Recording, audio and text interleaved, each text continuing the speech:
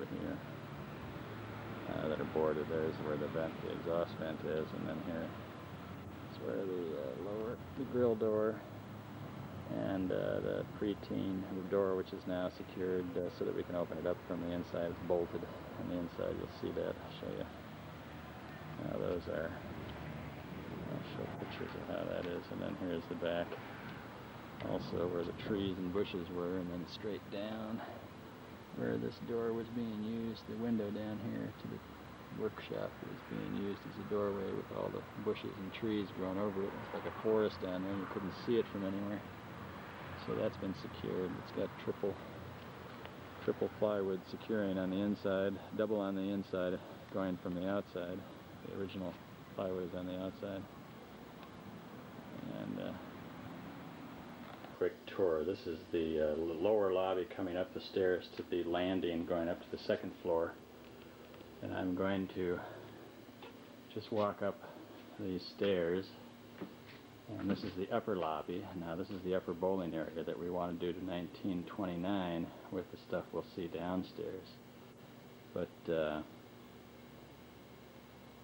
and I'll come out here because we're going to get down to the first floor by the stairs. Here's some of the water damage. I've ripped open the floor here, but there's a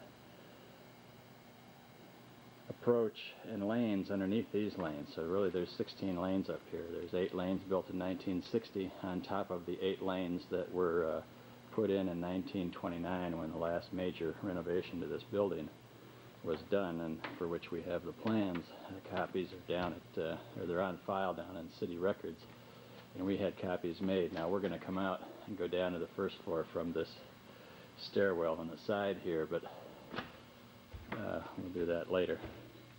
Now here's an upper office. This is the pin storage room. It has a window here that we're going to open up, put a grill on, and this window is boarded, and we'll seal it up. Don't need that one. And has a nice set of bookcases up here. Yeah, where we have the tiles, ceiling tiles. And you can see where the floor, if we focus in here, has buckled because of the water damage from the roof that was leaking up in this part here that's all open. You can see the extent of the ceiling that's open up here. And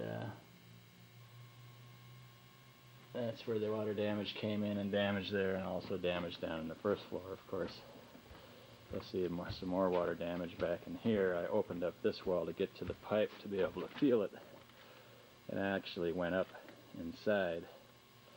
But the drain pipe in there was leaking around the roof extensively, and you can see there's extensive damage to the roof, and I mean even the rafters I think might have to be rebuilt up at this point, this section of the roof. This is the ladder that normally goes down to the first floor, which is actually below ground, the pin setting area through that hole right down there.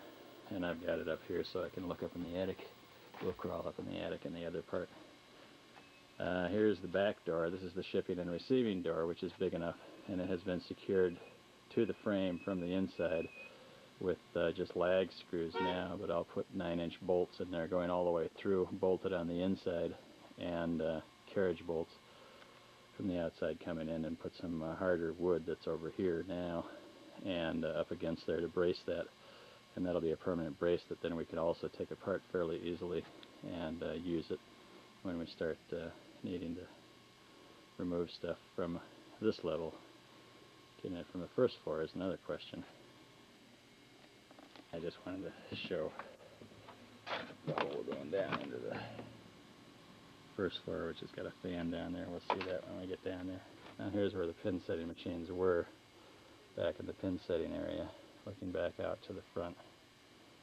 And I've opened up this back one here, and you can see where there's actually there's one lane on top of another lane down here under each one of these. And there's some of the medium scorekeeping. I think these are probably 1960s vintage scorekeeping tables. Of course, the modern ones were electronic, I think, and had overhead projections or something. I'm not sure what they had. But we'll go up. We've boxed up all the pins and recycled the old beer cases. Some of the damage in here you can see to the ceiling. That's water damage, primarily from the leaking roof, which has been leaking for probably 20 years or so, and they've had pans up in there. We'll crawl up in the roof and see what's going on. And there's access ports for each of the old scorekeeping machines, and you got to remember this is above the original level, so we're going to rip all this out, and when we get down to the lower level, hopefully we'll have better material. Maple is underneath here, according to the plans. Maple was under there. Now here's the vent shafts. These each come down. It takes two people to do it, but they each come down, and we can do those and refurbish them and put them back up, and also with the lights from the original spot. And we're going to get back over here. I'm going to put a ladder up in here, and we'll crawl up and take a look in the attic space to give an idea. This is the primary opening to the attic. There's another hole over here. I've got a old wading pool that someone threw away that I put up in there for our leak, but where that leak was taken care of, that's underneath the gaping hole, which we'll see from the inside. This is the one they used with a hatchet or an axe to break open. Let's shut this off. Ladder set up to get up into the access port, and we're going to do it right now and get an idea of what the attic looks like. Now here's the main air intake that goes all the way down to the basement. This is the big shaft, double shaft. There's two in there. It needs to be rebuilt on the top. There's various leaks and whatever. And then there's a light here. Here's the pool. And I'm going to move that light so we can see. But here you can see this is all the insulating material that's been blown up in here, and it's actually only blown in this half. And here's the interior ducting that's throughout. There's some of the steel beams, supports, and of course that's a steel girder across there. This is where a lot of the old stuff, the old original cast iron base scorekeeping stands and the lights and the shades, Venetian blinds, were up in here. And this door was sealed off from the inside. You had to open it from the inside. You couldn't open it from down below. And I'm going to move this light, turn this off for a second. It's still leaking. You can see the edges of the hole here, and I'll go back down below, and we'll take a look up at the hole. I've just moved the wading pool to open up the hole there. And we'll go down and look up through the opening, but this did all the water damage up in here. There's a gaping hole. I mean, it was just chopped right through the roof, and it's been sealed and tarred and everything. It's no longer leaking, but it's what did all the damage down here and buckled the floor right in here. Of course, now this is a higher floor. There should be another floor underneath there, but I'm assuming the water went down there and also damaged it, so we'll find out when we get down there to the extent that it's usable. But I'm sure, based on what we've got enough flooring that we can recycle it. We can rebuild this whole thing without having to buy anything. In fact, even the lanes now, those lights are shut off down there now. And next we're going to go into the toilet. And I'm going to turn this off first, and we'll continue. I'm going to take another walk from the top of the stairs into the men's room over here. There's a closet, and actually all of this space to the edge of this wall over here, and behind there is the women's room, is all terrazzo flooring, so it could all be taken out and expanded for extra space. Now here's a storage space that really we could do without up here. But you notice there's terrazzo floor down underneath there. So it's possible, if we need to, we can expand these toilets and also create another entryway, because if we're going to go to 1929, this is the men's room. And we've got pictures of these before, but that's the extent of the vandalism. There wasn't vandalism, it was burglary, and that they stole all of the valves and connecting piping for all of the toilets, the urinals, and the sinks, especially the sinks.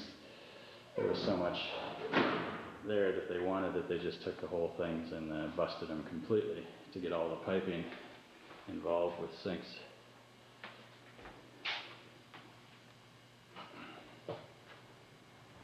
So now we're coming out, walking down, and now this, the entryway here, this is going to have the old wood doors above it, so the entry to the women's room is over here. So if we do that, and this is the teen lounge, we may have to have separate entries for both the public and for the teens to the toilets, or else the teens will come in and out of this double door. I don't know, we'll figure that out, let the architect figure it out. But now here's the women's room coming in, and of course that's got a room for a couple of sinks out here and a mirror, and got another light there. And there's only 2 stalls, and of course I don't know if Wisconsin law, whichever it is, indicates that we have to have more than 2 stalls probably, so we're going to have to expand it. Now this is the last vandalism. These windows are covered. They weren't covered the last time, but what they were doing apparently was taking the windows off in order to get the aluminum frames that were on the outside, and they got all those and sold it for a penny on the dollar, 10 cents on the dollar. Now this is the teen lounge area, which is the, I'm going to remove the bar and get all that out of here. And this will be where they'll have chairs, couches, and tables, and lamps, and whatever else are games, and who knows what. And then this is the main banquet room. It was originally designed for the 9 regulation-sized pool tables, but this will be the dance hall, banquet room, meeting room, showing movie room, and we have these accordion separators that we could possibly move to separate and make smaller rooms, especially for showing movies. And of course here, we have all of the French doors. They rip those off primarily, again, apparently to get to the aluminum frames, which are all gone from the outside. Now it's boarded. And this is a catering area, buffet area, which is set up for $2.20 and everything, except it doesn't have a dumbwaiter from the grill downstairs, which would be a good idea. Or if we need an elevator, if we have to have an elevator under the Disabilities Act, we might be able to put it in that corner and make it a combination dumbwaiter elevator for handicap access, so that they can come in through the grill or whatever and then get right up to the 2nd floor. And then we can also use it for banquets, for preparing the food down below and then bringing it up to the same area and get double duty. Or also back in this corner would be another logical place to put it, but in other words, it should be near the grill, so we could use it for dual purposes. And we finally figured out how to get the lights on in here. Now this will show a better view of the...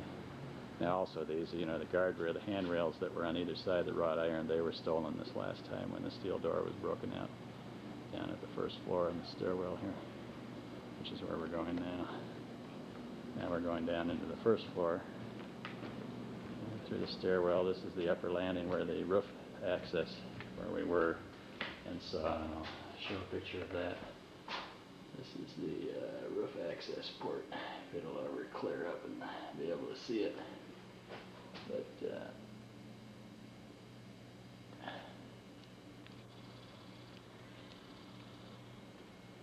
maybe too dark, or I can't see. I can't tell anything up here, but you can see where I've got a bolted piece on the inside, and then there's the roof door. It's actually on the other side of that. And there's just a little thing up in here that, this is all dead space, could be used for something, I'm sure. Of course, this is the window looking out into the back. We've got a grill up front. And I'm going to put 2 more of those pieces of grill. And